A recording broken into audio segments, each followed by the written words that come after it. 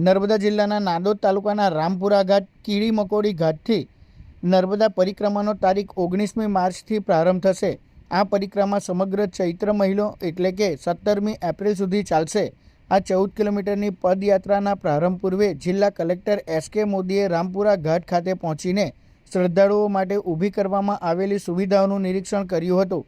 Boat માટે jetty, dome, barricading, આરોગ્ય અને પાણીની સુવિધા, સાવચેતી તથા દિશાસૂચક બોર્ડ સહિત બીજી ઊભી કરવામાં આવેલી વ્યવસ્થાઓ નિહાળીને અમલીકરણ અધિકારીઓ તથા એજન્સીઓના પ્રતિનિધિઓને જરૂરી સૂચના અને માર્ગદર્શન પૂરું પાડ્યું હતું। પાણીમાં જવા માટેનું આગ્રહ ન રાખતા અહીંયા અમે મા નર્મદાનું પાણી સ્પ્રિંકલ દ્વારા અમે પૂરું પાડીએ છીએ અને એના માટે બાથરૂમ પણ અમે બનાવ્યા છે નાહવા માટે। તો ત્યાં નાય, કારણ કે અહીંયા મગરનો મોટો ભય રહેલો છે। એટલે પરિક્રમાવાસીઓને ખાસ વિનંતી કે અમે નર્મદા મૈયાનું જ પાણી અહીંયા કિનારા પર જ અમે વ્યવસ્થા રાખી છે, તો ત્યાં એ પોતે નાહી શકે છે। તદુપરાંત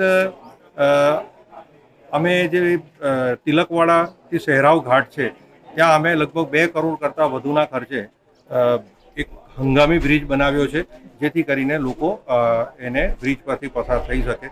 પાણીનો આવરો જે થાય છે એના પર પણ અત્યારથી અમે કંટ્રોલ કરવાનું ચાલુ કર્યું છે, જેથી કરીને પરિક્રમા સુપેરે પાર પડે। ગઈ સાલ અમે જે હેડ કાઉન્ટ કર્યા હતા એમાં 10 લાખ પ્લસ હતા, 11 લાખ જેવા હતા।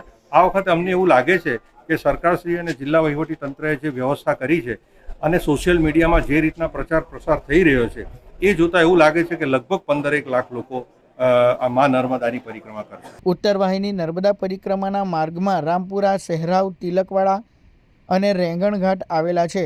બોર્ડ દ્વારા તમામ ઘાટ પર યાત્રાળુઓ માટે ડોમ, ખુરશી, ગાદલા, barricading, lighting, toilet block, changing room, medical booth, public address system, police booth, પીવાના પાણીની સુવિધા, ડીજી સેટ, સાઇનબોર્ડ, પાર્કિંગ, યાત્રિકોને લાઇનમાં ઊભા રહેવા માટેની રેલિંગ, સ્નાન માટેની વ્યવસ્થાઓ કરવામાં આવી છે।